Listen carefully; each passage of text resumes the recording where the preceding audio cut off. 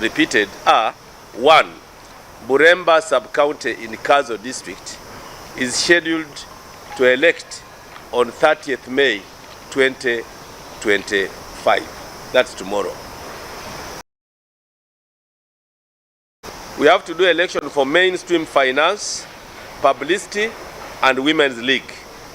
That is scheduled for Saturday, the 31st May 2025. Mitoma, we intend to elect the vice chairperson, the general secretary, secretary for publicity, and secretary for finance tomorrow, 30th May 2025. The one of chairman, we elected and declared the winner. Kandi ababona abataratere karurun baza kuba barinzireho. Ogu yashobora ngo baraze kwesimba haye minyeto bine kuba bari hagati y'imyaka 18 okusiya 29. The election of the youth structure, the special interest group youth, the age is 18 years to 29.9 years. 18 to 29.9, below 30.